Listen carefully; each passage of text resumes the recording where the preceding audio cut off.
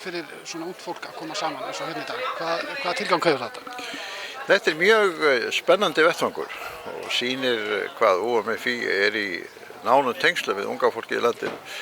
Hér skuli koma saman stór hópur af ungu fólki frá mörgum landshlutum og ræða þetta spennandi viðfangsefni ungt fólk og lýðræði, því að við erum að upplifa byltingu í tækifærum ungs fólks til þess að hafa áhrif í gegnum hina nýju miðla og hina nýju tækni sem veitir hverjum að einum möguleika til að hafa áhrif. Og þá það ánægjulegt að meira en 100 árum frá stofnun skuli UMFI hafa ennþá svo öflugt lífsmark og vera í svo nánu tengslum við grasrótina, unga fólki í landinu, að þessi mikli fjöldi kemur hér saman til að ræða ungt fólk og lýðræði. Segðu mér eitt, Ólafur, nú hefur tæknin breyst gríðarlega á síðustu áratugum. Að vera unglingur í dag, myndirðu vilja vera það? Já, tvímælalaust, vegna þess að tækifærin, möguleikarnir, hraðinn í atburðarásinni miklu meiri og í raun og veru allt annar tegundar en þegar við vorum ung. Á mínum unglingsárum og jafnvel framundir 30-40 var ennþá ríkjandi það viðhorf sem sjálfsagt var rétt þá, að veröldin yrði í grófum dráttum eins þegar við erum gömul eins og hún var þegar við vorum ung. Þetta gjörbreytt. Núna vita allir að sköpun veraldarinnar, hvort sem það á verri veg eða hinn betri, gerist svo hratt að hver og einn verður í raun og veru að verða þáttakandi í sínum eigin örlögum, áhrifavaldur á sín eigin örlög, og tæknin hefur veitt mönnum möguleika til þess að gera það.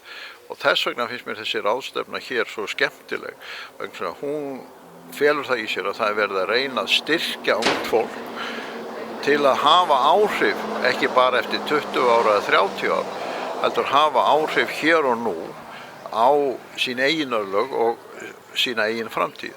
Og að því leyti tel ég að það hafi orðið byltingarkennd breyting frá því að ég var ungur og til þessa unga fólk sem hér samankomið, vegna að það getur í bókstaflegri merkingu sagt að nú ætla ég mér að hafa áhrif, ekki bara eftir 10 ár, heldur strax á morgun. Getur ungur maður sagt um sjálfan sig í dag, framtíðin björt á Íslandi? Já, það tel ég tvímælalaust. Ég hef nú farið víða veröldina og þekkið til vel í mörgum heimshlutum. Og það leitun á landi sem hefur eins fjölþættar auðlindir, sjávarauðlindir, fallega náttúru, hreina orku, gnægta vatni sem nú að verða því nýja gull 21. aldarinnar. Og býr við menntakerfi og heilbrigðiskerfi sem í grófum dráttum veitir sérhverjum einstaklingi tækifæri bæði til að mennta sig og lífa sæmilega öruggu lífi. Og leið nýtur Ísland þess að eiga góð tengsl við lönd í Evrópu, Bandaríkjunum, Asíu og víða veröld. Og þess vegna finnst mér á raun sannan hátt að ungt fólk á Íslandi geti litið björtum augum til framtíðar, vegna þess að það býr að svo miklum auðlindum, hefur svo öflugt samfélag sér að baki, að við megum vera meiru klaufarnir að tryggja okkur ekki góða framtíð úr öllu þessum kostum. Við sem má segja kannski að bankahrun og annað sé nú áminningum það að menn þurfa að vanda sig vel, en líka að við séum 3 árum síðar stödd í þeim sporum sem við erum í dag, þrátt fyrir það þó margir glími enn við erfiðleika, segir okkur hvað þessar auðlindir eru verðmætar.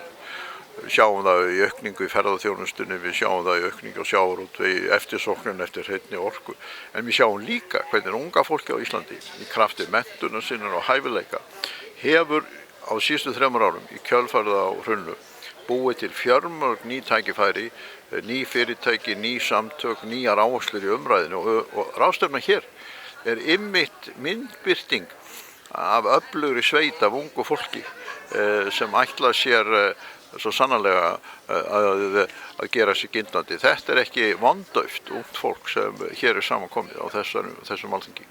Ólafur Ragnar, þakka þér kærlega fyrir. Sömuleiðis, þakka þér fyrir.